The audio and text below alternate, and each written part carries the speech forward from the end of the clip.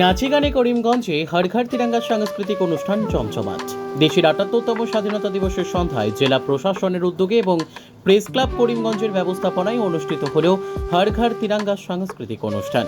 জেলা গ্রন্থাগার প্রেক্ষাগৃহে এই সাংস্কৃতিক কার্যসূচি শুরুর আগে আমন্ত্রিত অতিথিদের সংবর্ধনা জ্ঞাপন করা হয়। এবছর মুখ্যমন্ত্রী সাংবাদিক পেনশন লাভ করেছেন প্রেস ক্লাব করিমগঞ্জের সভাপতি মিহির দেবনাথ। আজ অনুষ্ঠান মঞ্চে বিশিষ্ট সাংবাদিক মিহির দেবনাথকে সাংবাদিকরা সংবর্ধনা জ্ঞাপন করেন।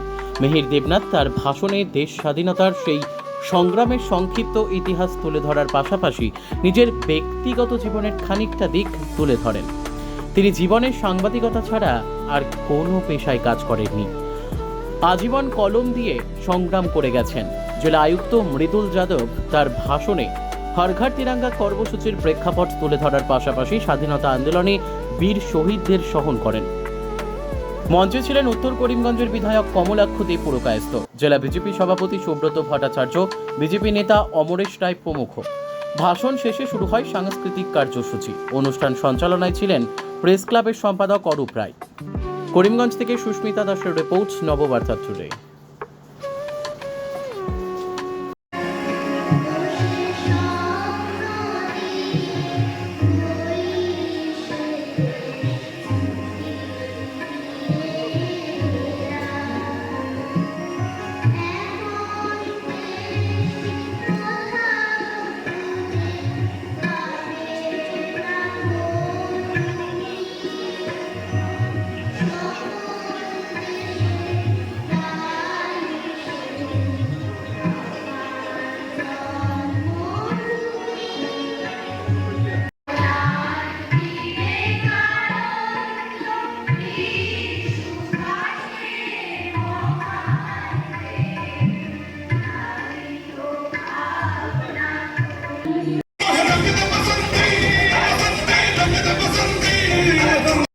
पार्टिसिपेंट्स और उनके पेरेंट्स सभी को मेरा बहुत बहुत नमस्कार।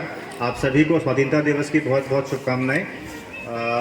माननीय प्रधानमंत्री जी के निर्देश में हमारा हर घर तिरंगा जो कार्यक्रम चल रहा है उसमें आज हर घर तिरंगा कॉन्सर्ट, म्यूजिकल कॉन्सर्ट और या सांस्कृतिक अनुष्ठान करने के लिए जिम्मेदारी हम लोग को दी गई थी, जो जिला प्रशासन आज प्रेस क्लब के साथ मिलके ऑर्गेनाइज किया है।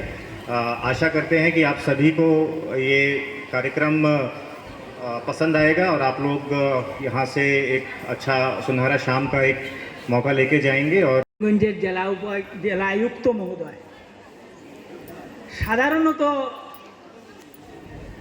আমার সাংবাদিকতার জীবনে আমি সাধারণত অফিসারদের কাছে খুব কম যাই।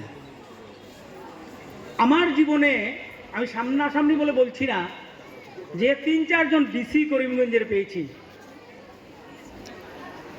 এর মধ্যে একটা মাইল ফলক আমাদের মৃদুল কুমার যাদব মহাশয়। আমি আমার নিজের স্বার্থের জন্য বা কোনো কারণে একটা সাধারণ ভিখারি মানুষ যদি একজন আইএএস অফিসার, একজন ডিসি সাহেব, আমি দেখেছি নিজে সাক্ষী, কোনো কাজে যায় উনি বুঝিয়ে বলেন কাজটা হবে কি হবে না। উনি মানুষকে জুতার তলা হন না, যার জন্য 3 বছর হয়ে গেছে, জানি না, প্রমোশনের তো প্রশ্ন আছে, অল ইন্ডিয়া সার্ভিস আমার আনত 19